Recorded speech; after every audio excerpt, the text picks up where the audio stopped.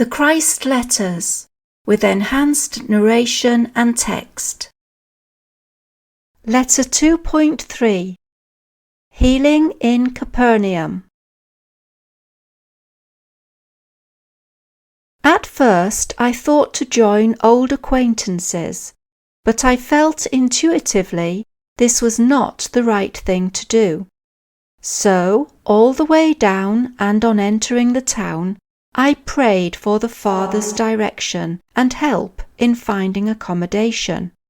I had no money and would not beg. As I walked the street, a woman of middle years came towards me, heavily laden with baskets on her arms. Her countenance was sorrowful. It seemed she had been crying. On impulse, I stopped her and asked where I might find accommodation. She said briefly that she would normally offer me a bed, but she had a very sick son at home. She added that she had been to buy provisions to feed the comforters, who had already gathered to mourn when her son died. My heart grieved for her, but also rejoiced. Straight away, I had been led to someone I could help.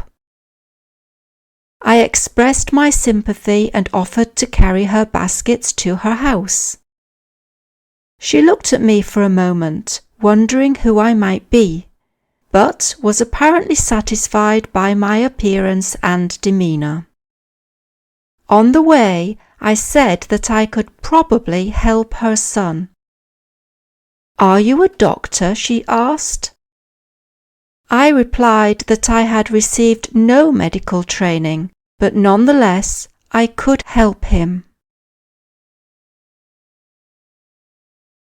On reaching her house, large and well built of stone, indicating social standing and prosperity, she took me to her husband, saying, "This man says he can help our son." He nodded morosely, but said nothing. The woman, Miriam, drew me away, saying he was distressed and very angry. "The boy is our only son amongst many daughters, and he is blaming God for giving the child the sickness." Miriam wept. "If he speaks like this against God, what other troubles will be heaped upon us, I wonder?" "Take comfort," I said. "Shortly your son will be well again." She looked doubtful, but led me to the room in which the boy lay. It was hot and stifling, and filled with gloomy, talkative well-wishers. I asked the mother to clear the room, but the visitors were resistant. They wanted to see what would be done, and only left reluctantly when Miriam called her husband to speak to them. I could hear them arguing with the father in the next room. What did he think this man could do if the doctor had been unable to help the boy? The father came into the room to see for himself. His son was deathly pale and had a high fever. The mother explained he could not keep his food down and had loose bowels. He had been like that for several days and had lost so much weight, the doctor had said nothing more could be done for him. He would probably die. I placed my hands on the boy's head and prayed, knowing and silently, giving heartfelt thanks, that the Father life would flow down through my hands and into his body. Thus the healing work would be accomplished. I felt extreme heat and a tingling vibration in my hands, and the power pouring into his frail body. I was overcome with joyous thanksgiving.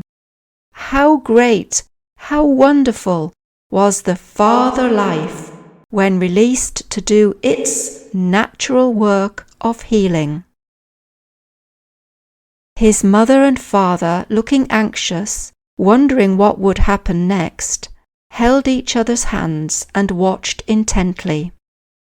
As they saw their son's colour gradually change from white to a more healthy glow, they exclaimed in astonishment and delight.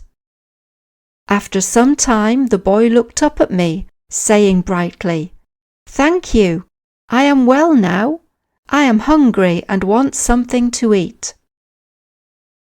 His mother laughed with happiness and held him close, but also looked apprehensive.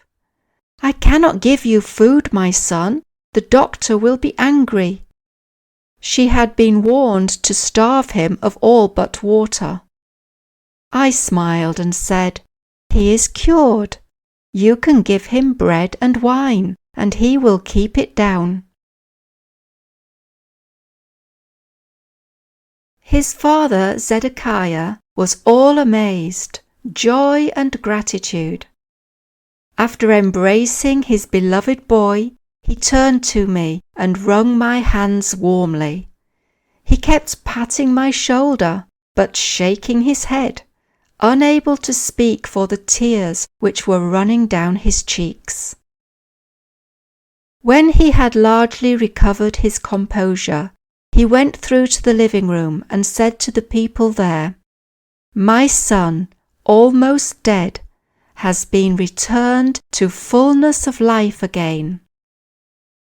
His words were met with a great clamour of jubilation, excitement, disbelief, questioning, laughter, and congratulations. The boy's mother stood there, her face wreathed in smiles.